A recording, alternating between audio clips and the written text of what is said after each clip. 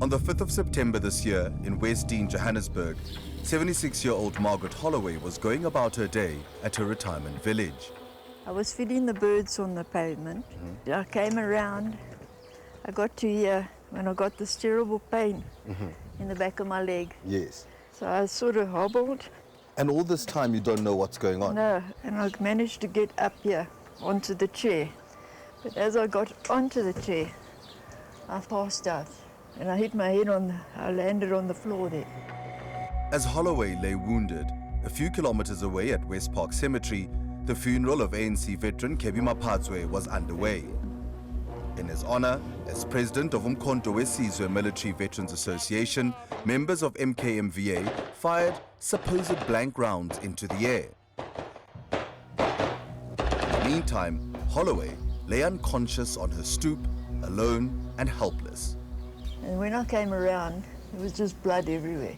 She managed to crawl to her phone and call her friend Zoe, who came straight over. When they took off her bloodied pants, they saw a small hole. So that's when I said to her, Zoe, do you think I've been shot? Because we'd been hearing the shooting all afternoon. She was rushed to the hospital. They didn't know what was going on either. Okay. Until they did the x-rays. And then they saw that it was a bullet in my leg. A few weeks later, on the 30th of October, just up the road from Holloway, Hill and Kathleen Volmerans were enjoying a peaceful afternoon. We were busy with like a early afternoon braai, and the next minute we heard the gunshots. What you're hearing is gunfire coming from the West Dean Montgomery Park area on the same day they heard the shots. They're being fired from right here inside Johannesburg's Westpark Cemetery. And who's firing them?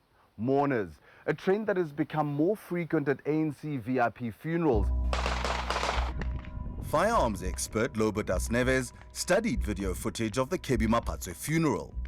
Everything that they did there with firearms, everything is illegal. You can't carry a firearm open in the public unless certain conditions are complied with, which are absent here. Tell us what's going on there. What firearms are being used? So here you see a gentleman holding what appears to be a handgun, firing it rapidly into the air. And there's a second person also holding a handgun after having fired it into the air. There's no firearm safety. The firearms are being waved in all types of different directions. Could you assess whether this is live ammunition or not? One can see on the video that these firearms are cycling, which means that a live round had to be fed into the firearm for it to actually function like a fully loaded and firing firearm. According to 𝗀𝗃𝗃𝗃, these reckless displays can also endanger funeral goers. So here you see this gentleman with an AK-47 firing at about a 45-degree angle into the air. Now, two reasons you can see that this is live ammunition. There is no blank adapter in the front of the muzzle of the firearm. And secondly, every time he fires it, the gun recoils. You see a second person also firing the same. DA Member of Parliament James Lorimer has serious concerns about reckless gun salutes at funerals, especially the one that may have caused Margaret Holloway's injury. There was another elderly man in Montgomery Park who had a bullet come through the window of his bedroom and land just next to where he normally sits at his chair. It's only a matter of time before somebody's killed.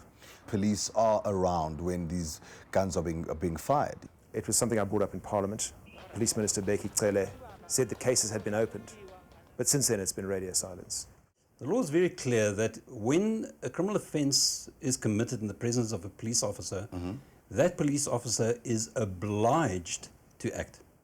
I'm standing roundabout where Margaret was on that day. Now, when I look at my maps, it says Westpark Cemetery is about 3.5 kilometers away, but as the crow flies, it's about 1 kilometer.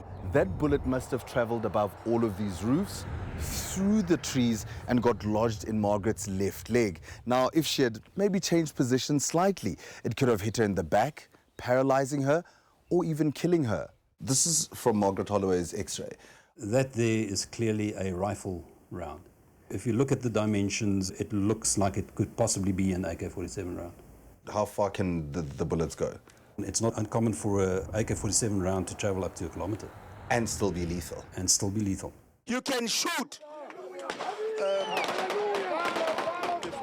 Carl Niehaus, spokesperson for the disbanded MKMVA, was present at the funeral.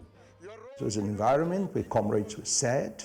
Part of that expression of sadness in the military context of the history of 𝗀𝗁𝗃𝗍𝗔 is that comrades shoot in the air. Now we're at a point, Carl, where somebody has been injured. It's not within my power to prove even that that bullet, which this elderly lady had been hit with, came from a gun that was fired at the funeral. That is something which the South African Police Service has to do. And once there is conclusive evidence, then we can respond. The call that we've made consistently was don't use live ammunition, use blanks. Please take into consideration the safety of the community. The problem is that to fire a blank round in the air, they have to display that firearm in public, and that's an offence. 𝗀𝗃𝗃 took us to a shooting range for a live round versus blank demonstration. These are some of the different types of blanks that you get. So that's a handgun blank.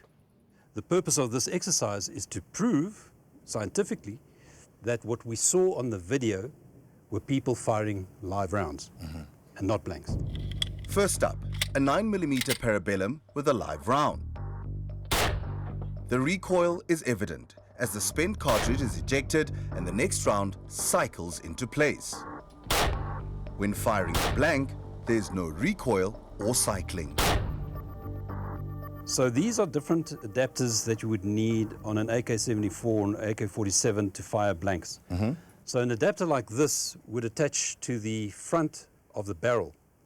And without this, the weapon wouldn't function normally like it would function with real live ammunition. Again, with the rifle demonstration, it's clear there's no recoil or cycling of ammunition when firing a blank. None of the weapons that I saw in the video footage had one of these on them. And the only assumption that one can make is that those were live rounds being fired from those weapons. When they're shooting over the koppies, it's obviously going to come down on our neighbourhood. It was on the day ANC Gauteng Executive Committee member 𝗀𝗵𝗶𝘀 was being buried when Hill and Wolmerans heard the gunshots and took cover inside. And the next minute, it was like a loud crack. I thought it was a branch that had fallen on the roof. It was such a loud bang. There was like a spinning sound, like a spinning top. And I know from experience, a bullet is turning. Then when Clint went up with the ladder, he confirmed that it actually was the bullet hitting the roof. I was quite amazed. Immediately, they reported it to the police, who came and collected the 9mm bullet. We spoke to them about our whole neighbourhood safety, and they said to us that there wasn't a lot they could do about it, especially when people are so emotionally charged at a funeral, and that they all just really stood by and watched these proceedings.